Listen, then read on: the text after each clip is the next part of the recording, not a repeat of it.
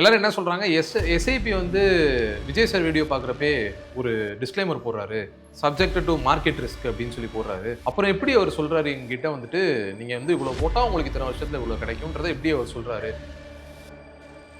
100% guarantee கொடுக்குற product up to 5 lakh of rupees in a bank. Mutual ஃபண்ட்ஸ்லேயோ இல்லை பங்குச்சந்தை ரிலேட்டட் ப்ராடக்ட்டோ இல்லை மார்க்கெட் ரிலேட்டட் ப்ராடக்ட்டோ அந்த கேரண்டி உங்களுக்கு கிடையாது. ஒரு புத்திசாலியாக இருந்தால் எந்த சமயத்தில் ஃபிக்ஸட் டெபாசிட்ஸ் போடணும், எந்த சமயத்தில் மியூச்சுவல் ஃபண்ட்ஸ் போடணுங்கிற ஒரு தெளிவு இருக்கணும். கான்செப்டே ராங். நம்ம அது மாதிரி எதுவுமே நம்ம சொல்லவே இல்லை. ஓகே, நீண்ட காலத்துக்கு உண்டான பணத்தை ஷார்ட் டேர்மில் வைக்காதீங்க. வணக்கம் சார். வணக்கம் கேஷவ் சார், இன்னைக்கு நம்ம பேச போற வீடியோ ஆடியன்ஸ்க்கு பயங்கர போரிங்கா தான் இருக்கும்.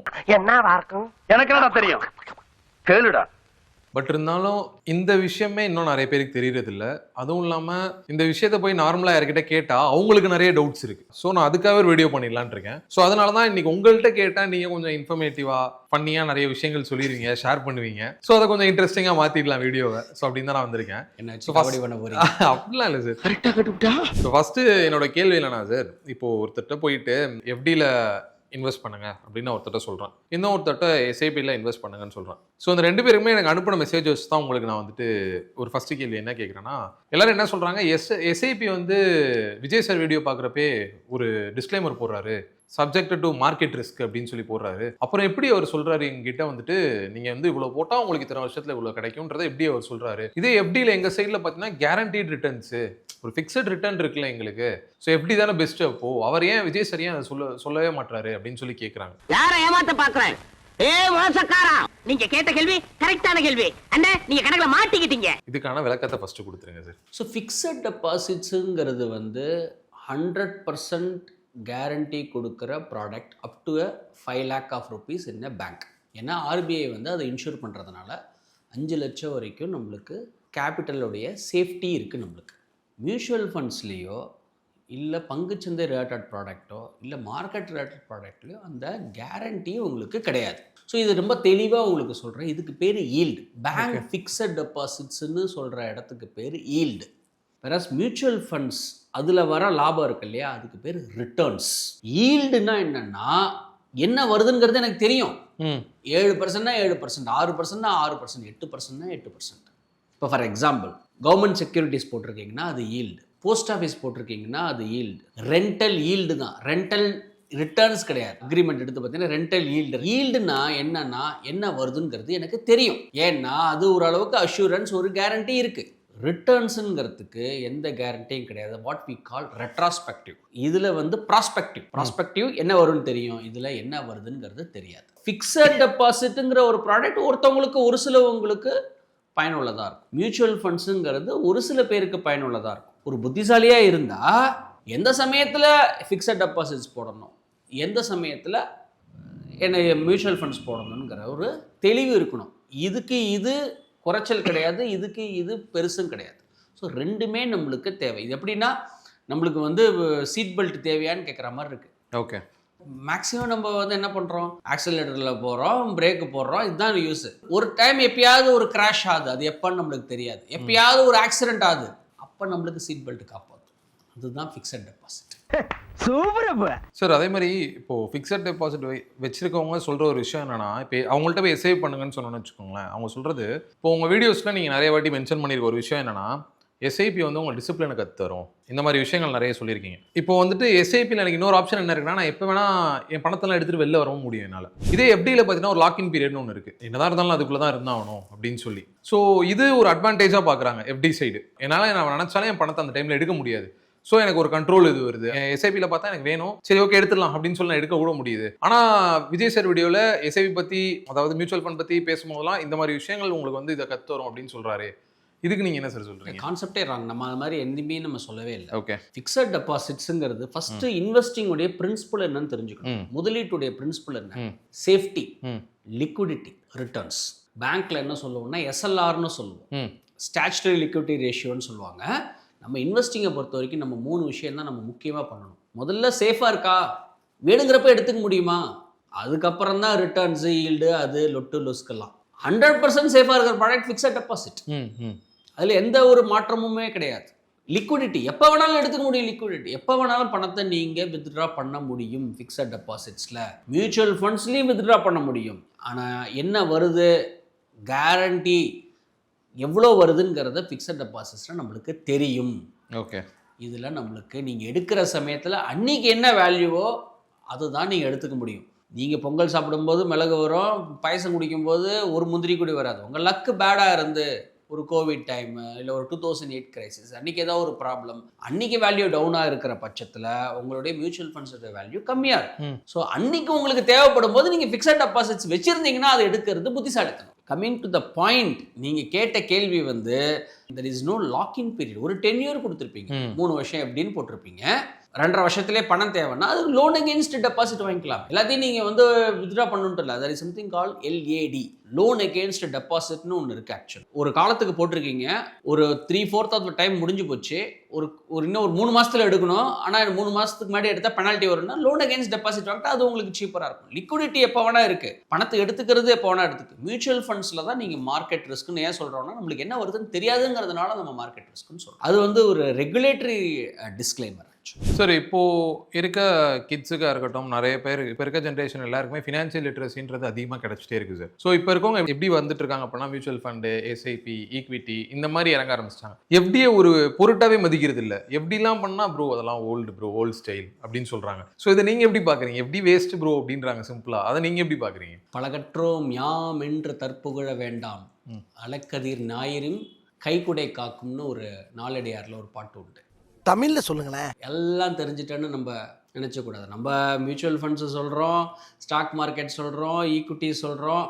இதனால வந்து இப்போ ஃபிக்ஸட் டெபாசிட்ஸ் மோசம்னு நம்ம சொல்ல முடியுமா, இல்லை ரியல் எஸ்டேட் மோசம்னு சொல்ல முடியுமா, இல்லை கோல்டு மோசம்னு சொல்ல முடியுமா? எல்லாத்துக்கும் ஒரு சில தேவைகள் இருக்குது. சங்கீதா ஹோட்டலில் சாப்பிட்றீங்க, சரவணபவன்லேயும் சாப்பிட்றீங்க, வேறு எதுலையாவது ஒரு ஹோட்டல்லையும் சாப்பிட்றீங்க. எல்லாத்துக்கும் ஒரு தேவைகள் இருக்குது, எல்லாருக்கும் ஒரு சில பயன்பாடுகள் இருக்குது. இது மோசம், இது சரி, இது அப்படிங்கிறத சொல்ல முடியாது. நம்ம என்ன கிளியராக சொல்லியிருக்கோம் எல்லா வீடியோலையும், 1 வருஷம் பணமாக ஃபிக்ஸட் டெபாசிட்ஸில் வச்சுக்கணும். ஒரு குறுகிய காலமாக சேஃபாக இருக்கணுமா, ஃபிக்ஸட் டெபாசிட்ஸில் வச்சுக்கணும். 10 வருஷம் பணத்தை போய் ஃபிக்ஸட் டெபாசிட்ஸில் வைக்காதீங்க. அப்படியே இன்னும் ஆப்போசிட்டாக என்ன சொல்லியிருக்கோம், 1 வருஷம் பணத்தை ஸ்டாக் மார்க்கெட்டில் வைக்காதீங்க. நீண்ட காலத்துக்கு உண்டான பணத்தை ஷார்ட் டேர்மில் வைக்காதீங்க. ஒரு உதாரணத்துக்கு லாஸ்ட் இயர் நீங்கள் ஸ்டாக் மார்க்கெட்டில் போட்டிருந்தீங்கன்னு வச்சுங்க. Of course stock market long term. யாராவது ஒருத்தர் இது தெரியாமல் ஒரு ஷார்ட் டேர்ம் 1 இயர்னு நினச்சிட்டு போட்டாருன்னு வச்சுங்க. கடைசி 1 வருஷத்தில் நெகட்டிவ் வந்திருக்கு. கடைசி 1 வருஷத்தில் -2%, -3%. வேற ஃபிக்ஸட் டெபாசிட் 6-7% கொடுத்துருக்கு. ஒரு உதாரணத்துக்கு சொல்றேன். இங்க -2 அங்க 6, ஸோ 8% பாசிட்டிவ் கொடுத்துருக்கேன். அப்ப என்ன ஒரு புத்திசாலியா இருந்தா 1 வருஷம் பணத்தை ரிஸ்க் எடுத்துருக்க கூடாது. இதே 10 வருஷமா ஒருத்தர் ஃபிக்ஸட் டெபாசிட்டே வச்சுட்டு வந்தாருன்னு வச்சுங்க, இந்த கடைசி 10 வருஷத்துடைய வளர்ச்சியே உங்களுக்கு வந்து 14-15%. அவருக்கு இங்கே பார்த்தீங்கன்னா ஒரு 7% மேலே கிடச்சிருக்காது. அது யாருக்கு பெரிய லாஸு? இவருக்கு லாஸ். ஸோ ரெண்டுமே நம்மளுக்கு தேவைங்கிறது தான் என்னுடைய கருத்து. சார், அப்போ நீங்கள் சொல்கிறத வச்சு பார்த்தா ஷார்ட்டர் கெயின்ஸ் வேணும் அப்படின்னா நீங்கள் எப்படியே சூஸ் பண்ணணும்? ஒரு லாங் டேர்மில் நீங்கள் நல்ல ஒரு இன்வெஸ்ட்மெண்ட் ஆப்ஷனாக பார்க்குறதுக்குன்னா SIP இந்த சைடு வந்தால் போதும். கரெக்ட். ஷார்ட் டேர்மில் ஃபிக்ஸட் டெபாசிட்ஸ் தான் சிங்கம். ஓகே. லாங் டேர்மில் ஸ்டாக் மார்க்கெட்டு தான் சிங்கம். சிங்கமாக இருந்தாலும் சரி, இப்போ தங்கமாக இருந்தாலும் சரி, நீங்கள் போராடாமல் ஜெயிக்காமல் எதுவுமே பண்ண முடியாது. ஸோ ஃபஸ்ட்டு நீங்கள் நிறைய இன்கம் எடுத்துகிட்டு வந்துட்டு உங்களுக்கு தேவை என்னங்கிறத பார்த்துங்க. அதுதான் ரொம்ப important. What we need is more important then what is available. இதில் பண்ணலாமா, அதில் பண்ணலாமா, ஃபிக்ஸட் டெபாசிட்டில் பண்ணலாமா, மியூச்சுவல் பண்ணலாமா, ஸ்டாக் மார்க்கெட்டில் பண்ணுறாமா, இதெல்லாம் முக்கியம் கிடையாது. நமக்கு என்ன தேவை அதுதான் ரொம்ப இம்பார்ட்டன்ட். 2வது கால அவகாசம் என்ன, அது ரொம்ப ரொம்ப இம்பார்ட்டன்ட். 3வது என்னன்னா சரியானதை பிரித்து முதலீடு பண்ணணும். அதுவும் ரொம்ப ரொம்ப ரொம்ப இம்பார்ட்டன்ட். எல்லாத்தையும் ஒரே கூடையில் போடும்போது என்ன ஆகும்னா அதுக்கு தகுந்த ரிஸ்க் நீங்கள் எடுக்கிறீங்கன்னு அர்த்தம். சார், இப்போ FDலையும் சரி SIPலையும் சரி இந்த டாக்ஸ்ன்ற விஷயம் எப்படி, என்ன ரோல்ஸ் ப்ளே பண்ணும்? ஸோ ஃபிக்ஸட் டெபாசிட்ஸுங்கிறது வந்து உங்களுக்கு ரொம்ப சிம்பிளாக சொல்கிறாங்க, உங்களுக்கு வந்து இன்ட்ரெஸ்ட் இன்கமில் வருது. இன்ட்ரெஸ்ட் இன்கமில் வரதுனால உங்களுக்கு TDS டிடக்ட் பண்ணுவாங்க, tax deducted at source. Whereas mutual funds எல்லாம் பார்த்தீங்கன்னா கேபிட்டல் கெயினில் வந்துடும். நான் சொல்கிறதுல equity mutual fund, debt mutual ஃபண்ட்ஸும் என்ன ஆகும்னா ஷார்ட் டேர்ம் கேபிட்டல் கெயின்ஸ் வரும். கேபிட்டல் கெயின்னா என்ன, ஒரு வீடு வாங்கியிருக்கேன், ஒரு வீடு விற்றுருக்கேன், வாங்கினத்துக்கும் விற்றத்துக்கும் உண்டான கெயின்ஸுக்கு தனி ஸ்லாப் இருக்குது, அதுதான் கேபிட்டல் கெயின்ஸுங்கிறது. வேற ஃபிக்ஸடாக ரிட்டர்ன்ஸ் வர எல்லா ப்ராடக்ட்டுக்கும் எஸ்பெஷலி ஃபிக்ஸட் டெபாசிட்ஸுக்கெல்லாம் வந்து இன்ட்ரெஸ்ட் இன்கம்க்கு டிடிஎஸ் டிடக்ட் பண்ணுவாங்க. அதுக்கப்புறம் உங்கள் ஸ்லாப் என்னவோ அது உங்களுடைய இன்கமோட ஆட் ஆகிடும். உங்களுக்கு ஏற்கனவே ஒரு 5 லட்சம் சம்பளம், இப்போ ஃபிக்ஸட் டெபாசிட்டில் 1 லட்சம் வந்ததுன்னா இன்னொரு 1 லட்சம் ஆட் ஆகும். இப்போ உங்கள் இன்கம் வந்து 6 லட்ச ரூபா. 6 லட்ச ரூபாய்க்கு இந்த வருஷத்துக்கு என்ன இன்கம் டேக்ஸோ அதை நீங்கள் கட்டிக்க வேண்டியதான். First point. செகண்ட் பாயிண்ட் என்னென்னா, முக்கியமாக நம்ம என்ன தெரிஞ்சுக்கணும்னா, fixed deposit is a quarterly compounding product. அது நிறைய பேருக்கு தெரியாது. இப்போ ஒரு உதாரணத்துக்கு சொல்கிறேன். நீங்கள் 1 லட்ச ரூபா ஃபிக்ஸட் டெபாசிட்ஸ் போடுறீங்க. Actually it's a very beautiful product. Fixed டெபாசிட்ஸில் கற்றுக்க வேண்டிய பாடங்கள்ங்கிறது வந்து ஏகப்பட்டது இருக்குது. ஒருத்தர் நல்ல ஃபிக்ஸட் டெபாசிட்ஸை கற்றுக்கிட்டாருன்னு சொன்னால் அதுதான் பேசிக் இன்வெஸ்டிங்குடைய பிரின்சிபல்லே அதில் நிறைய இருக்குது. ஸோ ஃபிக்ஸட் டெபாசிட்ஸில் ஒருத்தர் 1 லட்சம் போடுறாருன்னு சொன்னால் ஒரு பேங்க்கில் 7% கொடுக்குறாங்கன்னு சொன்னால் அப்படி தான் என்ன அர்த்தம்னா, அவர் எவ்ரி குவார்ட்டர்லி அவருக்கு என்ன ஆகும்னா அது காம்பவுண்ட் ஆகிட்டு இருக்குன்னு இருக்கும். அவர் வந்து காம்பவுண்டிங்கில் போட்டார்னா, இன்ட்ரெஸ்ட் இன்கம் எடுத்தார்னா அது வேற, எவ்ரி குவார்ட்டர் எடுக்கு. ஸோ என்ன ஆகும்னா, ஒருத்தர் 1 லட்ச ரூபா போடுறாரு, ஒரு 7%ன்னு வச்சுக்கலாம், ஒரு உதாரணத்துக்கு சொல்கிறேன். அப்போ ஒரு வருஷத்துக்கு எவ்வளோ கிடைக்கும்? 1 லட்ச ரூபாய்க்கு 7,000 ரூபா கிடைக்குமா? ஸோ நீங்கள் என்ன பண்ணணும்னா 7,000 4ஆல் வகுத்துருங்க. ஏன்னா குவார்ட்டர்லி காம்பவுண்டிங்னு சொல்லிட்டு 1,750 ரூபா. ஸோ ஒரு 3 மாதம் முடிஞ்சோடனே 1,1750 ரூபாய்க்கு திருப்பி காம்பவுண்ட் ஆகும். ஓகே. 6 மாதம் முடிஞ்சதுக்கப்புறம் என்ன ஆகும்? 3,500 ரூபாய்க்கு மேலே இருக்குமா, அதோட கொஞ்சம் இன்ட்ரெஸ்ட் இருக்கும். ஸோ ஒரு வருஷம் இந்த மாதிரி நீங்கள் காம்பவுண்ட் பண்ணும்போது என்ன ஆகும்னா, உங்களுக்கு ஒரு வருஷம் 7%ன்னு பேங்க்கில் சொல்லியிருப்பாங்க. ஆனால் உங்களுக்கு ஆனுவலைஸ்ட் ஈல்டு வருஷ வட்டி பார்த்தீங்கன்னா உங்களுக்கு 7.19 இருக்கும். ஓகே. இதே நீங்கள் 2 வருஷம் காம்பவுண்ட் பண்ணீங்கன்னா 7.44 இருக்கும். இதே ஒரு 3 வருஷம் பண்ணீங்கன்னு சொன்னால் அதோட ஜாஸ்தி இருக்கும். ஏதோ ஒரு 4 வருஷம் 5 வருஷம் பண்ணிங்கன்னா ஒரு 8.3% இருக்கும். இப்போ நிறைய ஃபிக்ஸட் டெபாசிட்ஸில் பார்த்தீங்கன்னா நீங்கள் 7% இன்ட்ரெஸ்ட், ஆனால் உங்களுக்கு 8.3 கிடைக்கும், 8.5 கிடைக்கும்னு நிறைய அட்வர்டைஸ்மெண்ட் நீங்கள் பார்த்துருப்பீங்க. ஆக்சுவலாக இந்த கொஸ்டின் அவங்கள்ட்ட கேட்கணுன்றது, இந்த மாதிரி நிறைய அட்வர்டைஸ்மெண்ட் பார்த்துருக்கோம். 7% அப்படின்னா ஆனால் குமுலேட்டிவாக ஒரு கார்பஸ் சேர்ந்ததுக்கப்புறம் எடுக்கிற பார்த்தீங்கன்னா இந்த இன்ட்ரெஸ்ட்னு வாங்க. ஸோ சுத்தமாக புரியல எது வந்துட்டு அது என்னென்னா, அதுதான் ஒரு பேங்க்ஸில் நம்ம கேட்கக்கூடிய முக்கியமான கேள்வி. அது நிறைய பேர் தவறான கேள்விக்கு சரியான பதில் கிடைக்காது. ஸோ சரியாக நம்ம கேள்வி கேட்டோம்னா நம்ம சரியான பதில் நம்மளுக்கு பேங்க்கில் கிடைக்கும். பேங்க்கில் என்ன இன்ட்ரெஸ்ட் ரேட்டுங்கிறத நம்ம பார்த்துக்கணும். 7%ங்கிறது அது மாறாது. இப்போது நம்ம கால்குலேட் பண்ணி பார்த்தோம்னா ஆனுவலைஸ்டு ஈல்டு என்னன்னு பார்க்கணும். ஆனுவலைஸ்டு ஈல்டுனா அது காம்பவுண்டிங் பண்ண அதோடைய வட்டிக்கு வட்டி. காம்பவுண்டிங்னா என்ன? வட்டிக்கு வட்டி. இந்த வட்டிக்கு வட்டி போட நான் சொன்ன குவார்ட்டர்லி காம்பவுண்டிங்னு சொல்லிட்டேன். இந்த வட்டிக்கு வட்டி போகும்போது நாட்கள் கொடுக்க என்ன ஆகும்னா அதுக்கு பேர் தான் எஃபெக்டிவ் ஈல்டுன்னு பேர். ஓகே. இன்னும் ரொம்ப சிம்பிளாக சொன்னால் எஃபெக்டிவ் ஆனுவலைஸ்டு ஈல்டு. ஸோ ஒரு வருஷத்தில் ஒரு காம்பவுண்டிங் ஈல்டு கிடச்சிருக்கும், 3 வருஷத்தில் அதை விட ஜாஸ்தி இருக்கு. ஏன்னா 2வது வருஷம் இன்ட்ரெஸ்ட் வாங்கியிருக்கீங்களா, 3வது வருஷம் இன்ட்ரெஸ்ட் வாங்கிங்களா, அந்த இன்ட்ரெஸ்ட் எல்லாம் சேர்ந்து என்ன ஆகும்னா ஒரு பீரியட் ஆஃப் டைமில் ஒரு பணம் வரும். ஒரு உதாரணத்தை சொல்கிறேன். 1 லட்ச ரூபா போட்டிருக்கீங்க, 7%, 5 வருஷம் கழிச்சு நீங்கள் என்ன மைண்டில் இருப்பீங்க? 1,35,000 கிடைக்கும். 7,000னா 7,000 1,30,000. ஆனால் நீங்கள் இந்த மாதிரி காம்பவுண்டிங் பண்ண பார்த்தீங்கன்னா 1,44,000 1,45,000 வரதுக்கு நான் எக்ஸாக்டாக என்கிட்ட கால்குலேட்டரில் போட்டு பார்க்குறது பார்த்தீங்கன்னா ஒரு 10,000 ரூபா ஜாஸ்தி வந்திருக்குன்னு வச்சுங்களேன். அது 10,000 கம்மியாக கொஞ்சம் வந்திருக்கும். ஓகே. அந்த 10,000 எங்கேருந்து வந்ததுன்னு பார்த்தீங்கன்னா காம்பவுண்ட் ஆகிட்டே இருந்திருக்கு. ஒவ்வொரு குவார்ட்டரும் காம்பவுண்ட் ஆகிட்டு இருக்கு. இதுதான் என்ன சொல்லுவோம்? Effective annualised yield. சில பேர் ஃபிக்ஸட் டெபாசிட்ஸில் ஒரு லாங் டேர்ம் வச்சுக்கோங்க. It's not a right approach. Okay. ஏன்னா அதுவும் it will compound. Any money it will compound. ஒரு பிஎஃப் அமௌண்ட்டு கூடி ஒரு ஃபியூ ஹண்ட்ரட்ஸ் கான்ட்ரிபியூட் பண்ணியிருப்பீங்க, ஃபியூ தௌசண்ட்ஸ் கான்ட்ரிபியூட் பண்ணுறீங்க. இன்றைக்கி பிஎஃப் உடைய இன்ட்ரெஸ்ட் வந்து 8.2 நினைக்கிறேன்.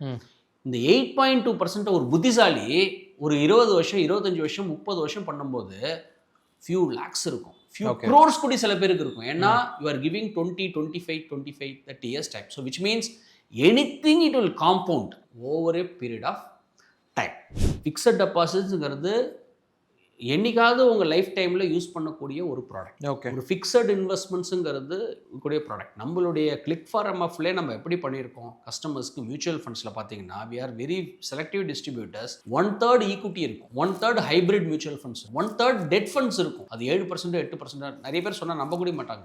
கடைசி ஒரு 1 year 1.5 yearsல டெட் ஃபண்ட்ஸே 10% ரிட்டர்ன்ஸ் கொடுத்துருக்கேன்னு நம்ப மாட்டாங்க. உங்களுக்கு இன்ட்ரெஸ்ட் ரேட் பயங்கர drop. So yield and price are inversely proportional. Slightly different concept. So எப்போ எந்த அசெட் கிளாஸ் பர்ஃபார்ம் பண்ணுங்கிறது தெரியாது. ப்ளஸ் கஸ்டமர்ஸுக்கு நாங்கள் எப்பயுமே 1/3 வைக்கும்போது இன்ஃபேக்ட் இந்த ப்ரொப்போர்ஷனில் பார்த்தா எங்கள் கஸ்டமர்ஸில் இந்த ப்ரொப்போர்ஷன்லேயே they are making excess of 12%, excess of 14%, 16%, 18% இருக்காங்க ஆக்சுவலாக. ஸோ நம்மளுக்கு எல்லாமே தேவை. ஸோ ஃபிக்ஸட் டெபாசிட் தான் சொல்கிறேன். சிங்கம் வந்து நடந்து போனாலே அழகு. ஃபிக்ஸட் டெபாசிட்ங்கிறது ஒரு சிங்கம் மாதிரி. நம்ம மியூச்சுவல் ஃபண்ட்ஸ் தான் நம்ம கால்குலேஷன் போட்டு இப்படி வரும் அப்படி வரும் ஏன்னா இட்ஸ் அ கான்செப்ட் தானே.